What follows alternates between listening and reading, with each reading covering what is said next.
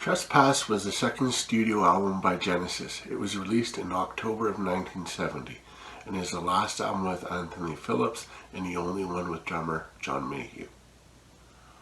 Where does it stand up and how do I feel about the album? Come back and you'll find out.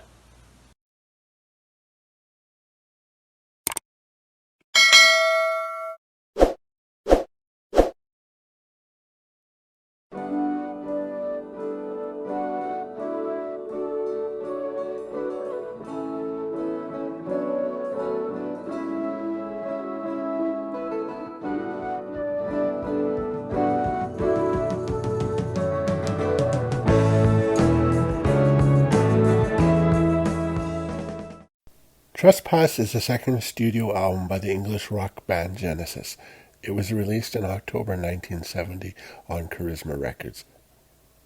The lineup on this album would consist of Peter Gabriel on lead vocals, flute, accordion, tambourine, and bass drum, Anthony Phillips on acoustic 12-string and lead electric guitars, dulcimer, and backing vocals, Tony Banks on organ, piano, mellotron, guitar, and backing vocals, Mike Rutherford on bass, nylon and acoustic 12-string guitars, cello and backing vocals, and John Mayhew on drums and percussions as well as backing vocals. This would also historically be the last album with guitarist Anthony Phillips and the only one with drummer John Mayhew. Of later Genesis, Tony Banks has stepped up his choice of instruments on this album using piano, organ, and or mellotron to fit the pieces and the idea perfectly. And Peter Mayhew's drumming seems to be looked down upon, but I quite enjoyed on this album. Even though the production isn't great, it is acceptable. And lastly, a word for Mike Rutherford's bass and acoustics, which are great throughout as usual. Looking for Someone opens up the album with moody organ and emotional vocals, moving up into a steering guitar and drumming, which perfectly conveys the search for order and meaning of the excellent lyrics.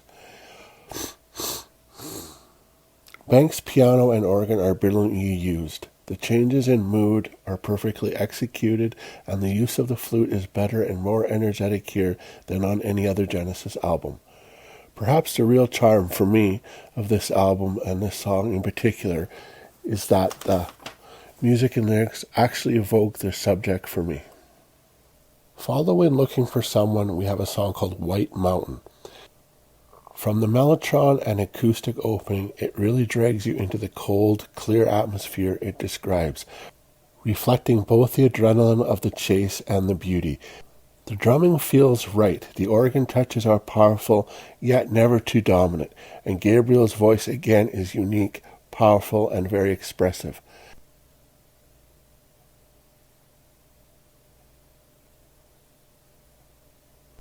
Next we have Visions of Angels.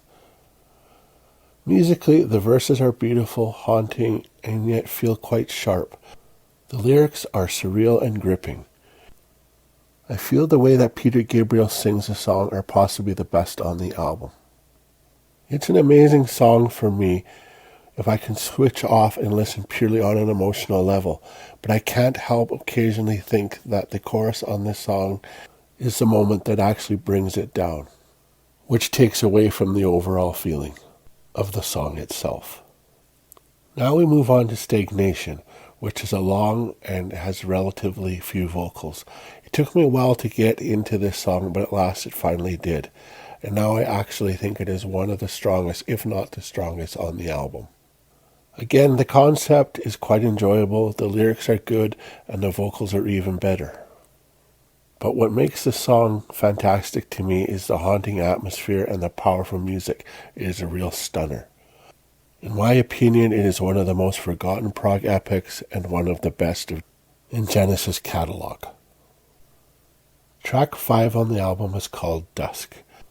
Dusk is a shorter, quieter track with definite folk leanings and is one of my favorite Genesis songs of all time. It's so simple and so perfect, I'm not going to spend a lot of time talking about it because it's basically just a great song. And lastly, the last track on the album is called The Knife. What to say? This is an absolute beast which leaves me wanting more. I almost wish Genesis had explored the hard rock style a little evident on the song a little more in their catalog. Peter Gabriel's voice is gripping and powerful, perfectly exploring the strong subject matter of the lyrics. Rutherford's bass is superb. The distorted guitar riffs and organ work together in a mind-blowing fashion, with Peter Mayhew's drums basically providing a backbone for the whole song. The stunning first section moves into an inquisitive, quiet part with excellent bass guitar and flute, and an occasional percussion in the background. If there's a song that puts me in the mind of a battle, this is it. This builds up to an amazing conclusion. It is both powerful and a masterpiece. After listening to this album, I find that emotionally this album is flawless. The ideas stand out, and the music essentially conveys them perfectly. Unfortunately, I'm going to have to say Visions of Angels and White Mountain, personally, I feel are on the weaker side. I do enjoy them, though. I would have to say this would be an excellent addition to any rock fan's music collection, but not essential, and I'm happy to give it a final rating of 83%. Alright guys, welcome back. I'm going to show you the physical copy of the album. This of course is the LP, the gatefold. And there's the picture there and the lyrics. I'll just show you the back. So you got the complete picture with a knife slashing across the cover. This one is a first issue Canadian and it's on ABC Records.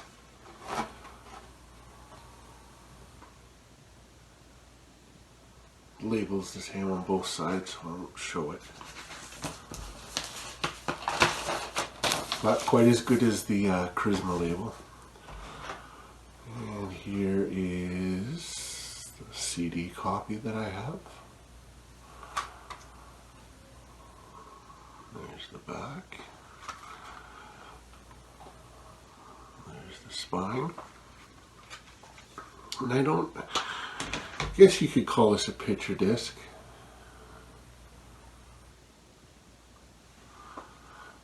And I'll show you the book really close and really quick.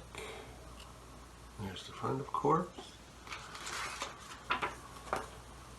We have members and their musical contributes and their instruments they play. You got a picture there. Some lyrics. Some more lyrics and some CD mumbo jumbo on this side. And then there's the back. Alright guys, take care of each other and we'll see each other in the next review. Good night. Bye-bye.